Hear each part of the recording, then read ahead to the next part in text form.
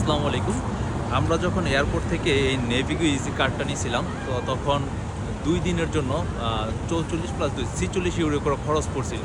তখন আমার কাছে মনে হয়েছিল যে খুবই এক্সপেন্সিভ এবং টাকাটা হয়তো বেশি নিছে, মানে ইউরোটা বেশি নিছে। কিন্তু এখন মনে হইতেছে যে ফ্রান্সে আপনি যদি মেট্রোতে ভ্রমণ করেন সেক্ষেত্রে কিন্তু প্রত্যেকবারেই আপনার কাছ থেকে ২.৫ ইউরো করে কাটবে। আর বাসে যদি ভ্রমণ করেন যে কোনো স্টপেজে নামেন না কেন লোকাল ট্রান্সপোর্টগুলোতে ২ ইউরো করে কাটবে। সেক্ষেত্রে যদি আপনি মোটামুটি সিটিতে ভালো ভ্রমণ করতে চান সেক্ষেত্রে আমার কাছে মনে হইতেছে যে এটাই কনভিনিয়েন্ট। তাই এর চেয়ে কমে আসলে কার্ড নেওয়া পসিবল না। যারা লোকাল আছে তাদের কাছে জিজ্ঞেস করলাম, তো তারা একই কথা বলতো যে এয়ারপোর্ট থেকে যদি আপনি আপনার গন্তব্যস্থল গার্ডেনোর যেই এটা অধ্যুষিত বাংলাদেশে একটা এরিয়া আছে এখানে আসতে চান সেক্ষেত্রে আপনার প্রায় ১৩ ইউরোর মতো খরচ পড়বে। তো সব দিক থেকে যদি বিবেচনা করি তাহলে আসলে এই কার্ডটা খারাপ না। যদি ৪৬ ইউরো হয় অন্য দেশ থেকে আপনার এখানে একটু এক্সপেন্সিভ, তারপর আমার কাছে মনে হইতেছে যে এই কার্ডটা আপনার ট্রাভেল হিসেবে খুবই সহায়ক হিসেবে ভূমিকা পালন করবে আর কি। তো যাই হোক, আমরা একটু পরে বাসে উঠবো। আর অলরেডি আমাদের আজকে দিন তৃতীয় দিন হয়েছে।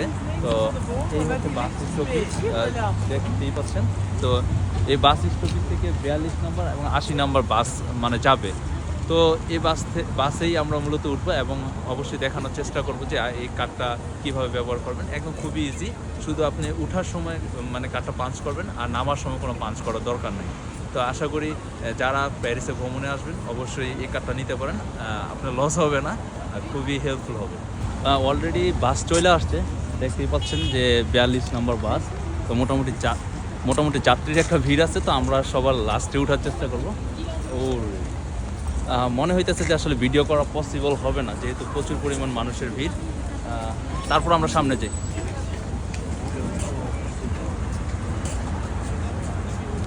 এত পরিমাণ মানুষের ভিড় আসলে বাসে ওঠা পসিবল হবে না।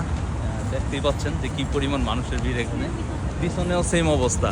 তো আসলে এই ঠেলাঠেলি করে না উঠে আমরা পরের বাসের জন্য ওয়েট করি।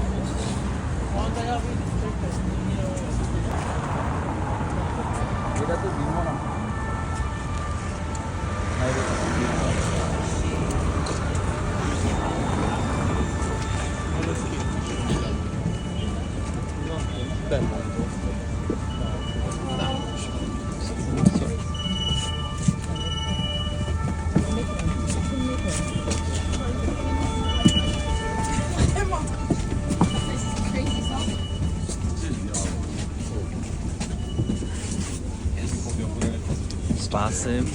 বাসে মোটামুটি প্রচুর পরিমাণে ভিড়। আসলে এই জায়গায় কথা বলার মতো অবস্থা নাই। তো আমরা নামার পর তারপরে যা কথা বলার বলবো।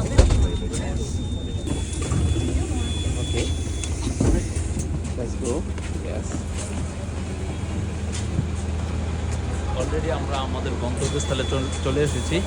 তো এইখানে একটা সিস্টেম হচ্ছে কি, আপনি নামার সময় কোনো রকম কার্ড পাঞ্চ করতে হবে না। আপনি আপনার গন্তব্যস্থান চলে আসলে জাস্ট 10 থেকে 15 সেকেন্ড আগেই সাধারণত যে বাসের যে স্টপ সুইচটা আছে ওটার মধ্যে ক্লিক করে আপনি নেমে যেতে পারবেন।